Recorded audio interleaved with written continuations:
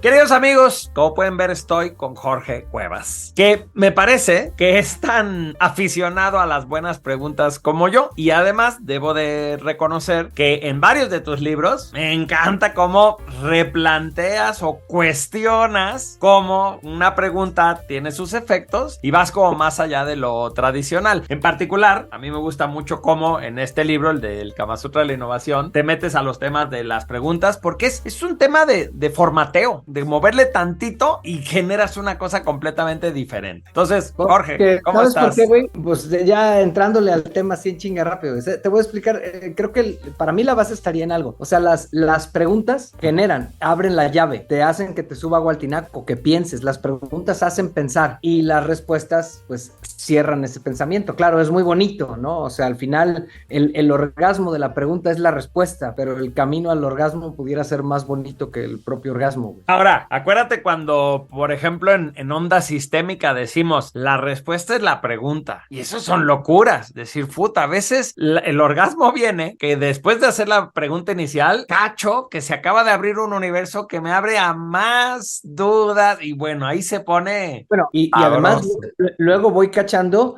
que mis propias preguntas van a encontrar respuestas limitadas porque las preguntas incluyen el paradigma, pues, o sea, como este de que yo ahí siempre pongo de, oye, ¿cómo adelgazar? Cuando a lo mejor adelgazar no es el tema es cómo llego a mi peso ideal. O sea, el tema de invertir tiempo en formular preguntas nos ayuda a cuestionarnos nuestros paradigmas, porque dime qué te estás preguntando y te diré qué estás obteniendo, ¿no? Entonces, ¿cómo le hago para vivir tranquilamente? Y lo que a lo mejor me debería de preguntar antes todavía es, quiero vivir tranquilamente, ya está partiendo del paradigma de que quiero vivir tranquilamente. Entonces sí, es algo, creo, muy chingón, que creo que es lo que, mira, yo diario digo, cuando damos los cursos, güey, todo eso, no, pues no nos han enseñado a negociar y no nos han enseñado a vender, sí, pero a lo que menos nos han enseñado es a pensar y hacer preguntas, que es una manera de aprender a pensar. No, es que es válido decir que pensar consiste en hacerme preguntas y respondérmelas. Ajá. Hasta sería Y difícil valorar al día, porque decimos, los seres humanos tienen no sé cuántos miles de pensamientos al día. Ajá, pero ¿cuántos de ellos son preguntas, no? A lo mejor eso es lo que lo forma. Y obvio, si me pregunto la misma pendejada, pues va para atrás. Yo me puedo mandar para atrás.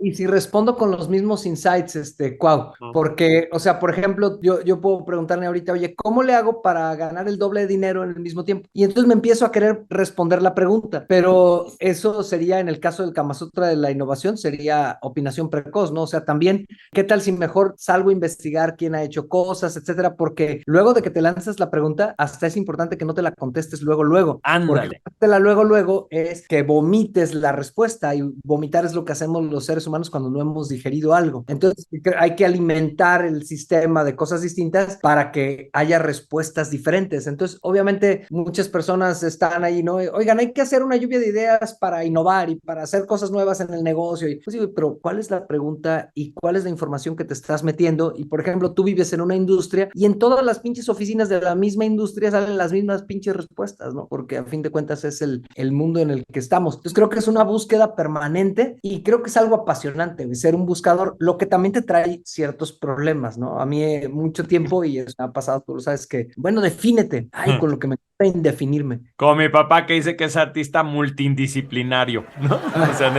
él no está en ninguna disciplina, no, no. A ver, porque el tema, por ejemplo, cuando los que conocemos de endotipos, ¿no? Esta fascinación también por la ambigüedad. Los saturninos dirían, una buena pregunta es tan clara que la respuesta no puede más que brindarnos absoluta claridad, ¿no? Y los mercuriales decimos, a veces lo rico de una pregunta es generar confusión, es provocar que haya una pausa en la cual nos vamos a meter en una bronca, porque eso es lo que hará que salgamos de la caja, sino ¿qué hará, no? Yo digo, no solo que la gente en las industrias se vuelven a preguntar lo mismo y llegan a las mismas respuestas, sino que además suelen estar orgullosos de ello. Entonces tú Ajá. haces una lluvia de ideas, planteas un problema y entonces hay alguien que dice, pues mira, como yo siempre digo, ya desde ahí hay algo que no está bien, ¿no? Pues como yo siempre digo, aquí lo importante son los resultados. Quiere decir que la persona no pensó, o sea, no está saliendo saliéndose de, Quiere decir está que nada más confirmando. le da play a la misma pista. Exacto. Y entonces es como querer encajar la misma pieza al rompecabezas en todas las partes del rompecabezas. Entonces, si yo voy a plantear un problema similar, me encantó lo que dijiste. De entrada me planteo cómo no voy a llegar a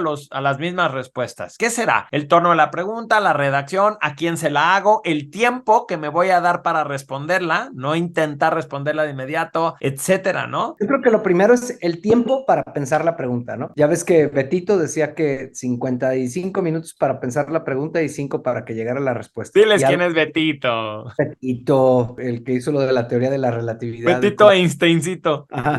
Así de irreverente es mi amigo. Pero entonces, Albert Einstein era famoso por decir eso. Dedico más tiempo a plantear bien la pregunta en vez de a ponerme a pensar en Porque la la solución. respuesta va a venir más fácil. Y ya ahorita podríamos decir que además la respuesta viene mejor cuando no es una búsqueda activa, sino cuando ya planteé la pregunta y estoy buscando y dejo que sea más neurovegetativa la respuesta, ¿no? Claro. Como ir al baño, pues se hace mejor del baño cuando uno no se esfuerza porque pase lo que tenga que pasar. Si se relaja, los efectos sucederán de manera natural. Oye, Cuau, nada más que aquí yo creo que también en esa construcción hay que pensar para qué la queremos. O sea, si yo quiero, por ejemplo, entender un problema, pues lo mejor son las preguntas abiertas. Si yo quiero comprobar que entendí algo, lo mejor son las preguntas cerradas. Por ejemplo, si yo quiero generar nuevas ideas, entonces lo mejor es la pregunta que viene en el libro El Kama Sutra de la Innovación, que es hacer preguntas de cómo, y ahorita hacemos la composición. Sí, no, y aparte creo que yo digo que esas preguntas son como estas pistolitas de agua. Porque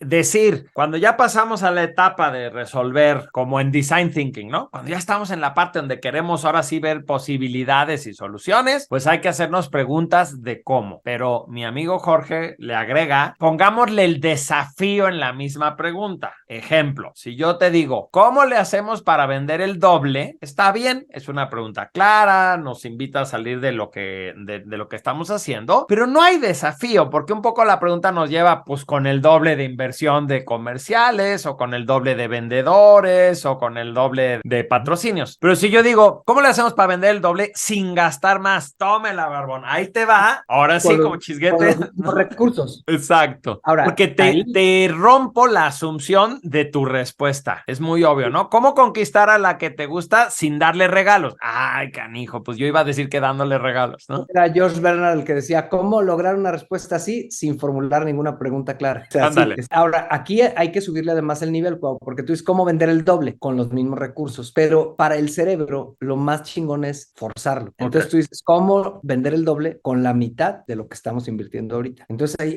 caray, a ver, si yo ahorita no tuviera este dinero para invertir, ¿cómo vendería el doble? Y entonces eso ya hace que exprima mi pensamiento y que vaya generando más, Sí, más creatividad. ideas. O sea, ahí se disparan esas posibilidades. Y lo que sí hay una investigación que yo ahí pongo en el libro del Kama Sutra, en la que lo que vieron es que entre más apretaban la pregunta, o sea, ¿cómo sobrevivir a un incendio? ¿Cómo sobrevivir a un incendio si estás en cuarto piso? ¿Cómo sobrevivir a un incendio si estás en cuarto piso y tienes 5 niños contigo? Entre más ibas apretando la pregunta, la gente generaba ideas más disruptivas. Se tenía que salir la mente de lo genérico y de lo conocido, ¿no? Es que es lo mismo de Forzosamente. que cuando dicen, oye, no, pues no tengo tiempo de ir a hacer deporte. Yo diario les digo esa, ¿no? Entonces, ok, a ver, pero imagínate que tú tienes un hijo enfermo, cancelado, y que tienes que trabajar y en 5 horas ganar lo que ganas. No, pues eso es diferente. Ah, bueno, entonces tú sí podrías trabajar en lugar de 8, 5 horas y generar el doble. Y tienes que Claro. pensar cómo hacerlo. Pero entonces lo que necesitas es cambiar el paradigma. En este caso, ahí, por ejemplo, funciona bien porque casi todo el mundo te dice, es que si yo tuviera que pagarle la enfermedad a un hijo enfermo y solo tuviera 5 horas, haría esto y haría esto. Ah, entonces no, que no, cabrón. Sí, siento que ahí el que es un maestrazo de eso es Tim Ferriss, ¿no? Yo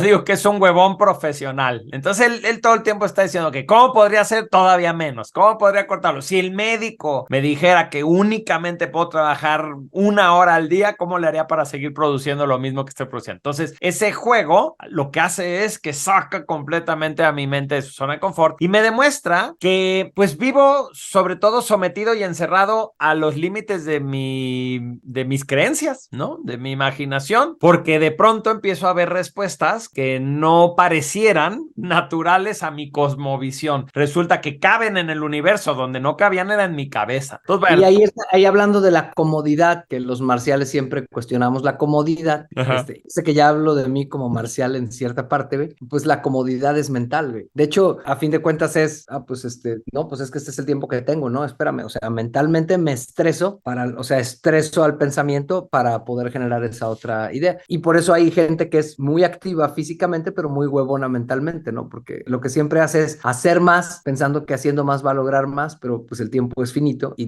tiene un punto en que confrontarse en cómo le hace para lograr más haciendo la mitad y teniendo una vida, dirían por ahí. Ajá, además, ¿tú puedes recordar alguna pregunta que te haya hecho perder el tiempo? Que digas, como me lo preguntaba así, tardé mucho en darme cuenta que por ahí no iba, o que esto no era lo que yo quería, o que, no sé, algo así puedes ubicar. Y es que esto no estoy muy familiarizado con perder el tiempo. Más bien Es que creo si que... te hago la pregunta al revés está fácil, porque yo sé que tú has cambiado mucho, ¿no? Has cambiado de giro, has cambiado de temas, has cambiado, ahora estás con lo de los maratones y en algún momento tus libros empezaron a ser muy distintos. Entonces creo que seguramente puedes identificar como cuando me pregunté esto, fue lo que me dio el giro. Pero ¿podrías al revés? Es que nunca es una pérdida de tiempo a lo que voy, es que vas Uh-huh. construyendo una pregunta y sobre esa vas construyendo otra pregunta y sobre esa vas construyendo otra pregunta, ¿no? Por ejemplo, unas preguntas que ahora he estado usando mucho en narrativa es, ¿por qué alguien saldría a correr una carrera en el Estadio Jalisco a las 6 de la mañana y eso podría ser interesante para los demás? Claro. ¿O por qué alguien podría estar al borde de la muerte un día antes de una carrera en el Estadio Jalisco? ¿Qué sería algo verosímil que le podría pasar a alguien para que esté un día al borde de la muerte un día antes? Entonces vas pensando, güey, y eso ya me va llevando como a... Entonces, de pronto,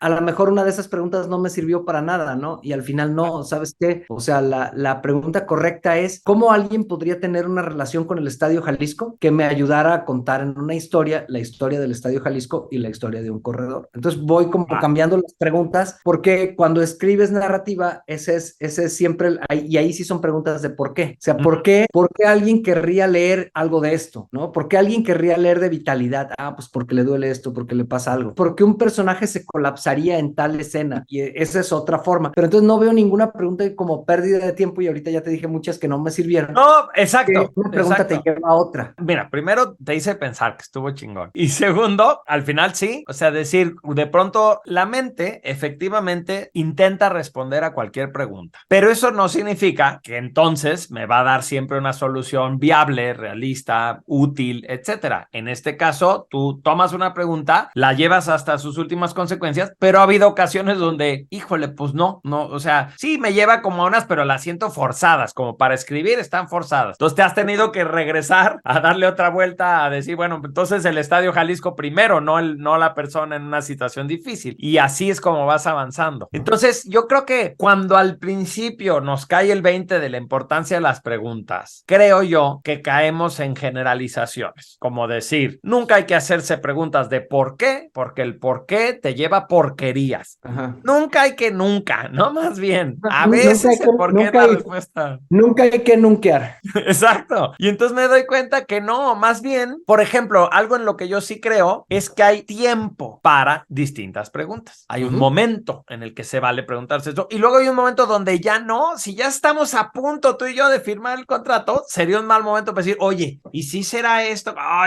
ya, eso nos lo debimos de preguntar antes, ¿no? O yo siempre digo que si había algo que preguntarse antes de un encuentro sexual, pues te lo preguntas antes de llegar al motel, no chingues que estés ahí de pronto digas, ay, debería, no, too late, ¿no? O sea, ya llegamos a la negociación. Y aún así nunca digas nunca, porque a lo mejor también te puede pasar que un momento antes de hacer algo te arrepientes y más vale aquí corrió que aquí murió.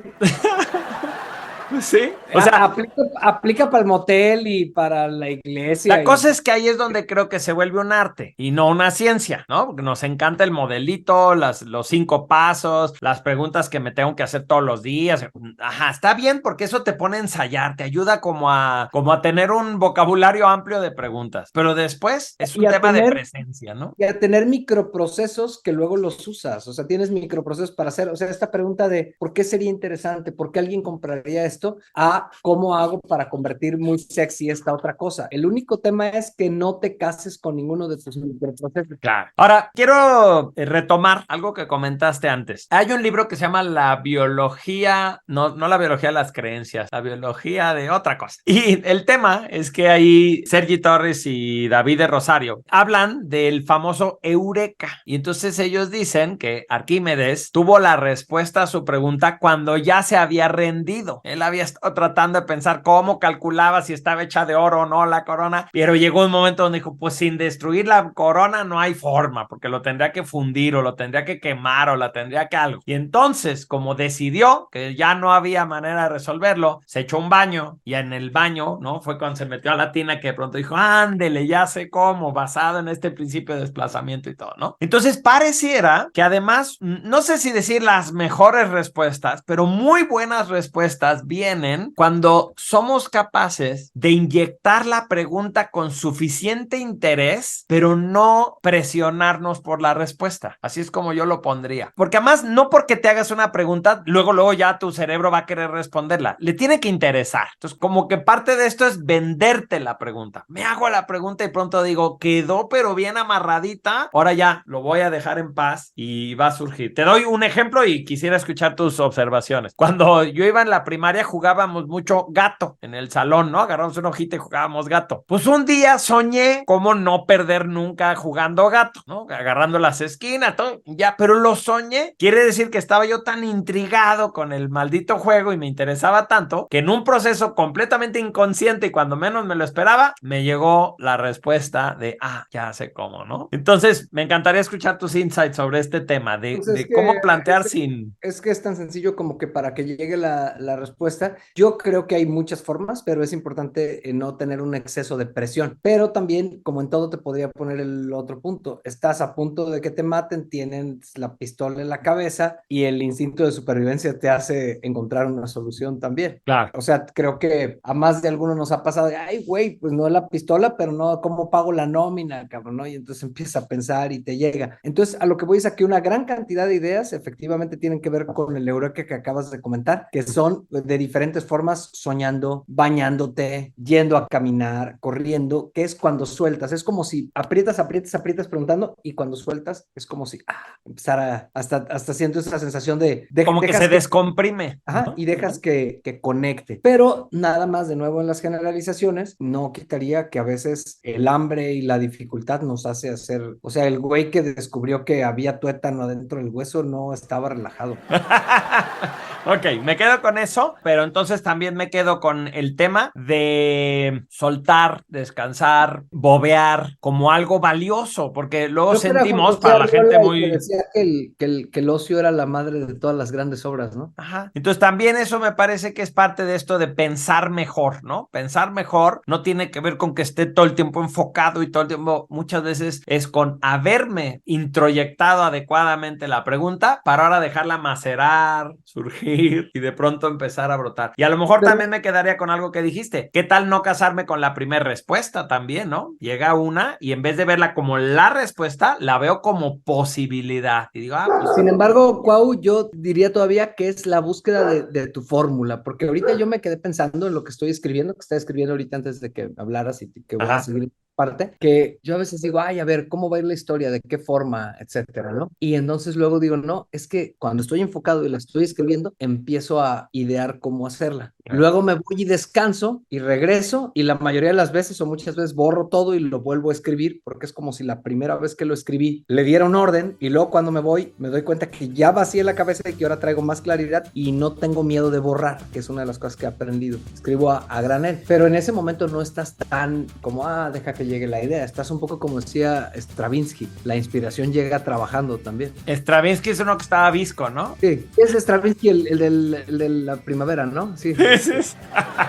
Te mando un abrazo, amigo. Muchas gracias por compartirnos tu pensar sobre las preguntas. Sobres, ahí nos vemos, Cuau.